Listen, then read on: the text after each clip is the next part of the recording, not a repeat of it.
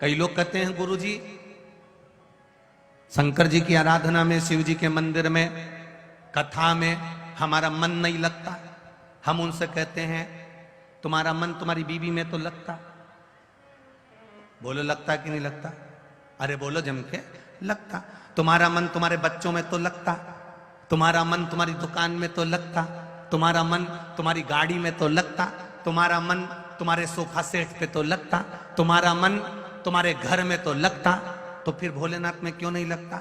जैसे पत्नी नहीं आई और तुमने उसको समय देना प्रारंभ करा, समय देना प्रारंभ करा तो तुम्हारा मन उसमें लगा। उसी तरह महादेव को समय दोगे तो उसमें भी लगना प्रारंभ होगा। बच्चे ने जन्म लिया, बच्चे को तुमने गोदी में लिया, उसको थोड़ा समय दिया।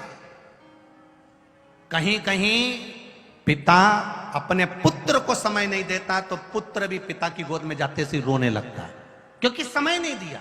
अगर पिता ने पुत्र को समय दिया है तो पुत्र में उसका मन लगेगा और पुत्र का मन पिता में लगेगा।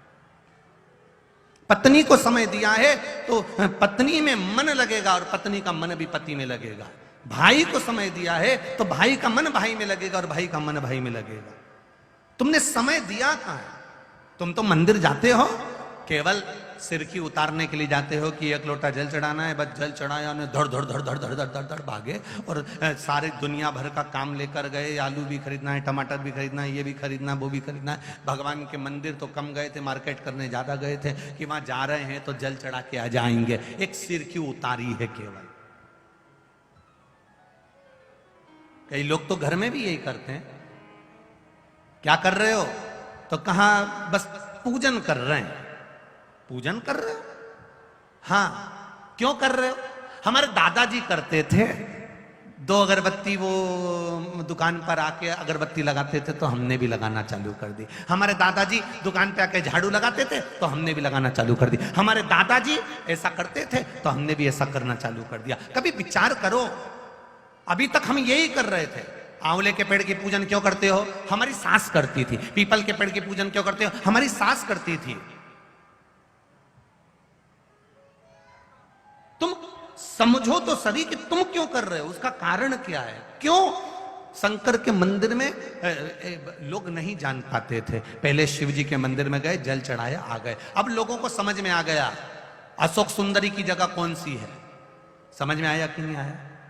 अब लोगों को समझ में आ गया गणेश जी का स्थान कौन सा है। अब लोगों को समझ में आ गया कार्तिकेय का स्थान कौन सा है। अब लोगों को समझ में आ गया कि जो शिवलिंग शंकर भगवान का शिवलिंग जहां रखा रहता है ये जलाधारी नहीं है, ये क्या है?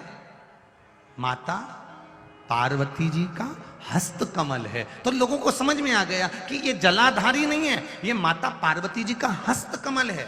पहले दुनिया के लोग दिया जलता हुआ इसी पे रख देते थे, नारियल इसी पे रख देते थे, सामान इसी पे रख देते थे, कंकु का चोपड़ा इसी पे रख देते थे, फूल की डलिया इसी पे रख देते थे। पर अब लोगों को मालूम पड़ गया कि शंकर जी की पूजन कर रहे हो, जलता हुआ दिया अगर तुमने इस जलाधारी पर रखा या डलिया रखी या कोई सामान तुमने इस पे रखा, यहां तक शास्त्र कहता है कि पशुपति व्रत करने वाली माताएं, भाई, बंधु, बच्चे जो नरियल रखते हैं 5वें व्रत में, वो नरियल भी इस जलाधारी पर नहीं रखाता। अगर जलाधारी पर रखाता है तो हमारा कार्य सफल नहीं होता, उसके सामने नीचे रखाता।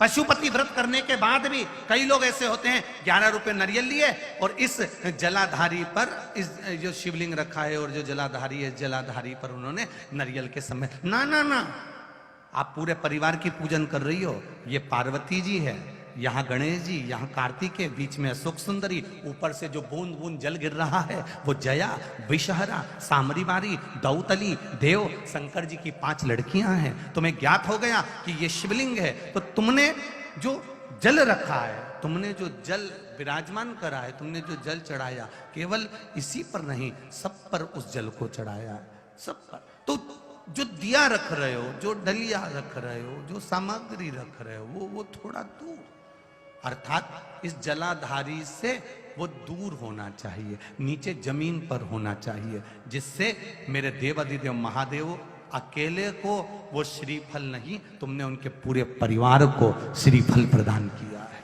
उसमें तुम्हारी चूक है, उसमें तुम्हारी गलती है, तुम्हारी गलती है उसमें किसी दूसरे की गलती नहीं, तुम्हारी। और एक ने गलती नहीं करी होगी, ऐसी बहुत सारे लोग बैठे होंगे जिन्होंने गलती करी है। दिया ले जाके वहां रख दिया जलता हुआ, डलिया रख दी, सामान रख दिया, ना ना ना ना। हम भगवान से कहते हैं तू मेरी सुनता क्यों नहीं है? भगवान कहते हैं तू गलती करती कितनी है, उसको सुधारो, उसको सुधारो। बोलो ईमानदारी की बात। जो दवाई नाक में डालने की होगी वो नाक में ही डालना पड़ेगी। बोलो रीजी जी, हाँ सही है कि गलत है? और जितने जीजा बैठे हैं वो भी बोल लो सही है। जो कान में डालने की दवाई है वो कान में डालना पड़ेगी, जो टेबलेट खाने की है उसे खाना पड़ेगा, जो पानी में घोल कर लेने की है वो पानी में घोल कर लेना पड़ेगा।